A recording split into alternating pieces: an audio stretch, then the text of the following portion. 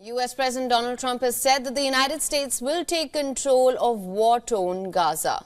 And this comes as he addressed reporters after a meeting with Israeli Prime Minister Netanyahu, who is in the White House as of now for the meetings. And this was over the country's conflict with Palestinian group Hamas. Trump said he is looking at long-term U.S. ownership of Gaza, predicting that the Strip could become the Riviera of West Asia. Something that was really an achievement. We'll own it and be responsible for dismantling all of the dangerous unexploded bombs and other weapons on the site, level the site and get rid of the destroyed buildings, level it out, create an economic development that will supply unlimited numbers of jobs and housing for the people of the area.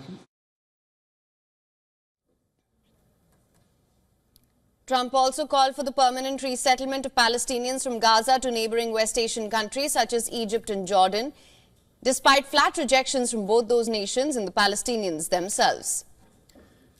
Trump remarked that Gaza's 2 million inhabitants should not return to the territory, which he referred to as a demolition site.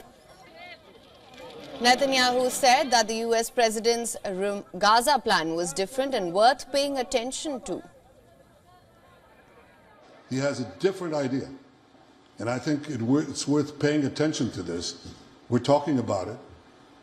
He's exploring it with his people, with his staff. I think it's something that could change history, and it's worthwhile really pursuing this avenue. Netanyahu also voiced confidence that he could strike peace between Israel and its regional rival Saudi Arabia, telling reporters that he, as well as Trump, were committed to making it a reality. He went on to hail Trump as the greatest friend Israel has ever had, and Trump said he loved Israel and promised to plan a visit to the country soon. Also to Gaza, Saudi Arabia and other West Asian countries. During the meeting, Trump urged Netanyahu to move to the next phase of ceasefire aimed at a more lasting peace, while claiming credit for securing the first phase, which allowed for the exchange of hostages and prisoners between Israel and Hamas after more than 15 months of fighting. Hours before meeting the U.S. president, the Israeli Prime Minister's office said Israel would send a delegation to Qatar for further negotiations. Hamas said negotiations over the second phase of ceasefire deal have already begun.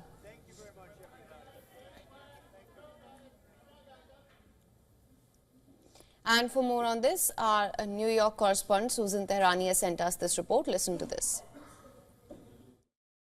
President Trump met with Israeli Prime Minister Benjamin Netanyahu at the White House. They discussed Gaza, Iran, and the broader Middle East strategy. Donald Trump suggested that Palestinians should permanently leave Gaza and floated the idea that the U.S. may control the Gaza region, drawing sharp reactions.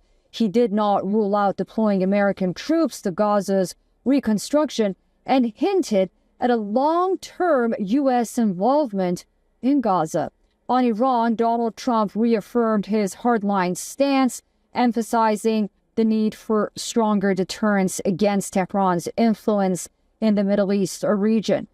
Benjamin Netanyahu and Trump both agreed that pushing for a prolonged ceasefire in Gaza is important, ensuring Israeli security interests. Of course, the next step is further negotiations on some kind of ceasefire deal and a potential U.S. role in post-war Gaza management. Donald Trump also signed a memo regarding Iran to impose his quote-unquote maximum pressure policy right before meeting with the Israeli Prime Minister. Susan Tehrani reporting from New York for WION World.